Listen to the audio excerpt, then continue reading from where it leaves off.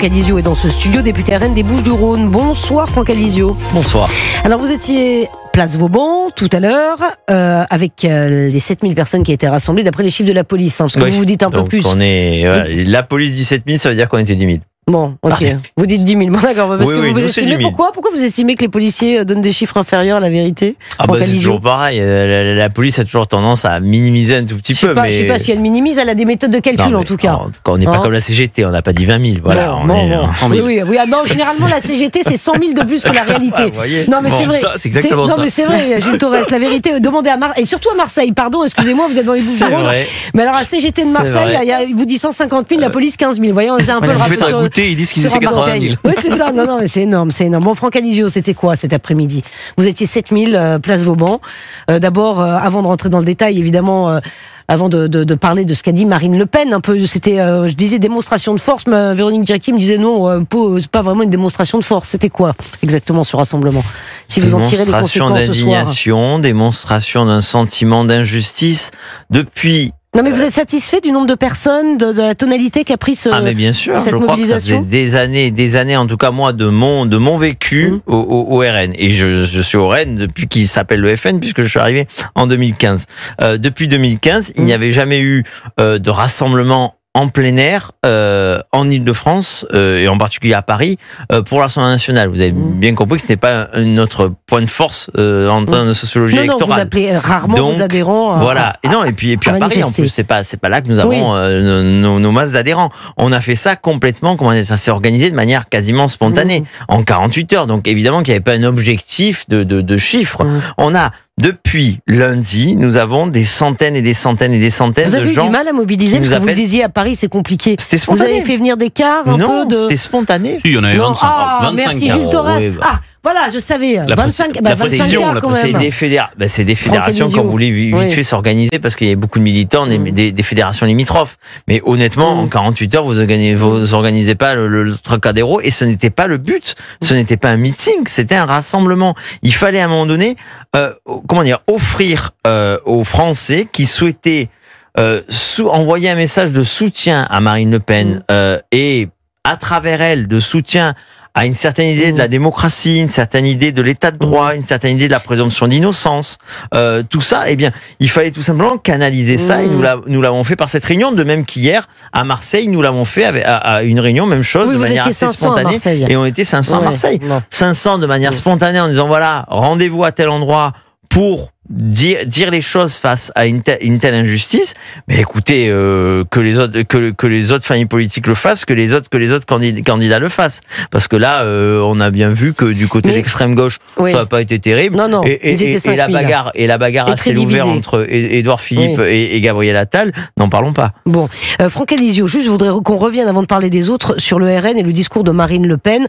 On avait quand même, on se dit les choses, une tonalité anti-système dans le discours de Marine Le Pen. Est-ce que vous pensez vraiment qu'à l'approche de 2027, si elle peut se présenter, on se dirige peut-être vers un procès en amont, mais est-ce que vous pensez que c'est la bonne stratégie? Moi, j'appellerais pas le système, c'est faire ça trop. Anti-système. Anti-système. En disant, voilà, c'est pas. Les juges sont innocents, c'est une condamnation politique. Moi, je n'appellerais pas ça le système, puisque c'est faire trop d'honneur aux gens dont on parle. J'appellerais ça une caste. Une caste qui a les manettes, qui a le pouvoir en ce moment, qui est dans le même moule idéologique. Alors, ce pouvoir, il peut être, il y en a quelques-uns, pouvoir judiciaire, pouvoir financier, pouvoir politique. Ils veulent le garder, le pouvoir. Et donc, ils veulent le garder par tous les moyens. Parce que la grande alternance, c'est pas la petite alternance qu'on connaît. Et le 100% de gauche avec le 100%. Donc, vous ne retombez pas dans vos travers. À partir de là, cette petite caste, pourquoi on va nier qu'elle essaie de se défendre, qu'elle essaie de garder le pouvoir, qu'elle ne veut pas le rendre au peuple? Comment qualifie-t-on un pays dans lequel, jusqu'à ce qu'on vote une proposition de loi il y a quelques semaines, du jour au lendemain, les banques pouvaient fermer, sans autre justification, les comptes des membres de l'opposition. Et moi-même, mes comptes personnels et professionnels, à un moment donné, ont été fermés du jour au lendemain. Comment on qualifie un pays ou une chaîne de la TNT, parce qu'elle ne plaît pas à cette petite caste, du jour au lendemain peut-être fermée? Comment on qualifie un pays où les banques n'osent plus toujours pareil, pour pas déplaire à la petite caste, n'ose plus financer l'opposition. Et comment qualifie-t-on un pays dans lequel la favorite d'une élection et la leader de l'opposition peut se faire interdire de se présenter à la présidentielle? Eh bien, moi, je considère qu'il y a une petite caste. Cette petite caste est un danger pour la démocratie. Qu'elle menace la démocratie. J'entends, et on a bien compris ce qu'a dit Marine Le Pen. C'est pas revenir sur un discours anti-système. C'est pas cette dénonciation, on l'a toujours fait en continuera le Rassemblement national. Je vous pose la question parce que je pense que voilà, 2027 s'approche. Effectivement, c'est compliqué.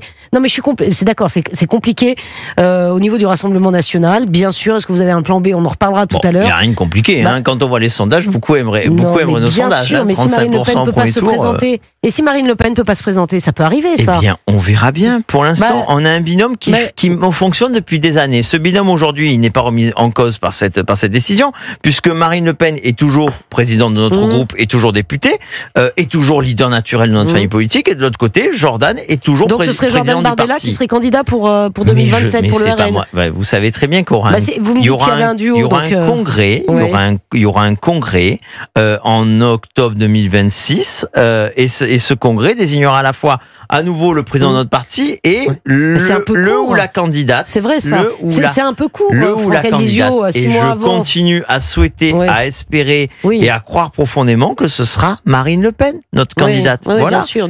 Et si ce n'est pas Marine Le Pen, eh bien les adhérents trancheront.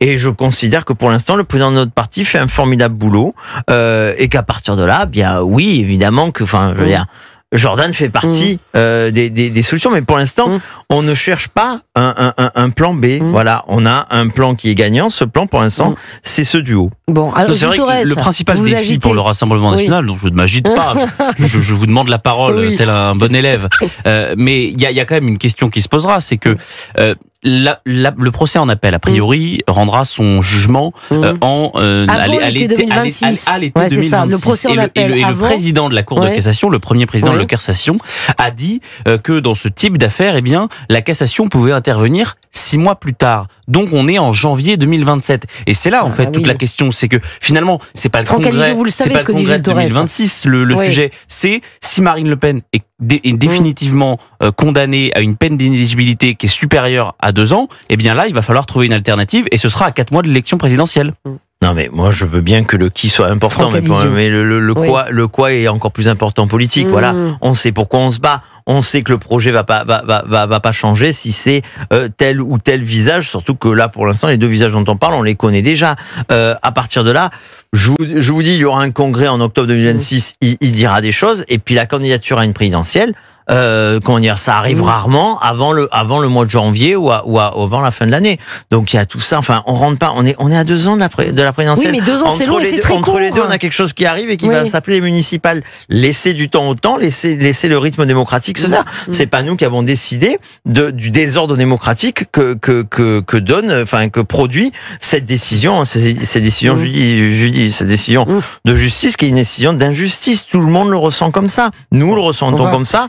Et on sait que tous les Français canadiens, 25 000 nouveaux adhérents en 5 jours. 25 000 adhérents. Si c'est pas un élan, si c'est pas, voilà, 550 000 pétitionnaires pour la pétition.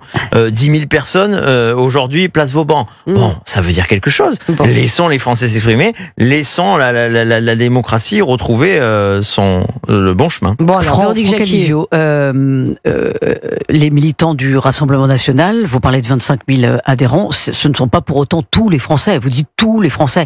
Donc on a l'impression là qu'il y a une mystique qui se met en place du côté du Rassemblement national pour gagner un petit peu avec une façon de faire à la Trump, c'est-à-dire on est les victimes du système et quand Trump a joué cette partition, ça lui a réussi puisque il a gagné des votes et il a mobilisé. Donc je comprends bien la façon dont vous voulez mobiliser.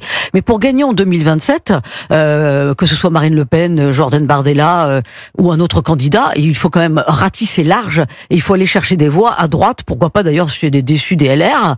Et là, en jouant la carte anti-système, je vois pas comment vous allez y arriver. Moi, elle a raison, Véronique Jacquier, c'était ça, j'en revenais dans les heures qui ont suivi la décision, moi j'ai eu plus de messages de gens qui n'avaient pas voté Marine Le Pen que de gens qui avaient voté Marine Le Pen.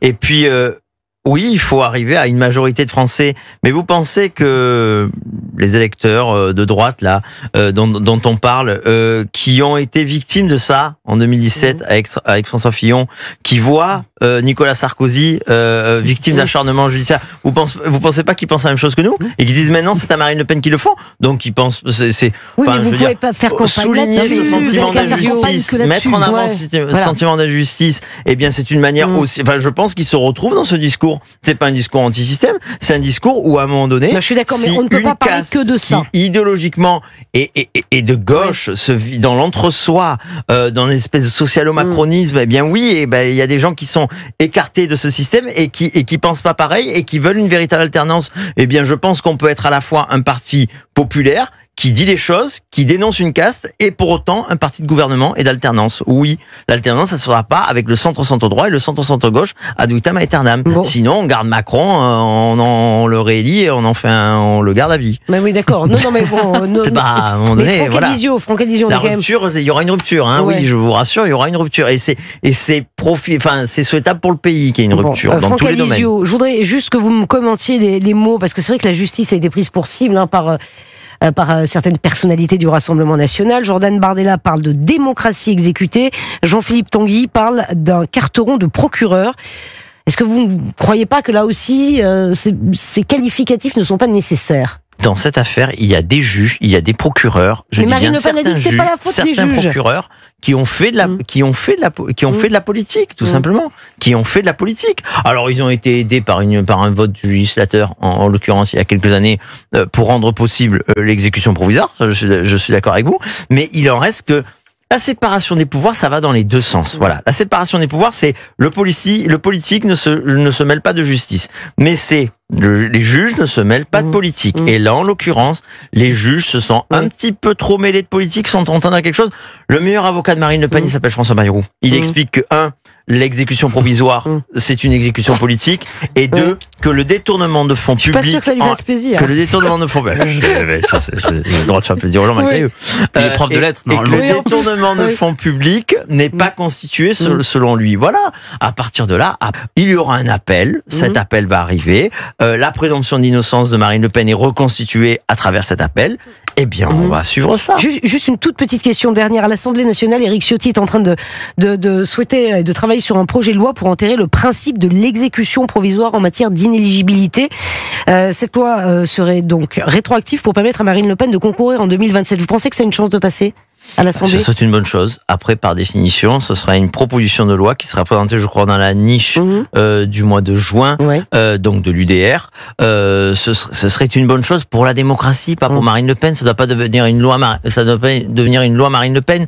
C'est pas une loi d'amnistie. C'est une loi qui revient sur un excès. Les juges sont tentés par l'excès de pouvoir. L'excès de pouvoir, c'est mauvais pour l'État de droit. C'est mauvais pour la démocratie. On combat ça depuis Montesquieu. Eh bien, il faut continuer à le combattre. Voilà. On est devant un excès de pouvoir. Merci beaucoup Franck Alizio, député RN des Bouches-du-Rhône, d'avoir été avec nous en direct sur Europe 1 pour commenter donc ce meeting, ce rassemblement du Rassemblement national, évidemment.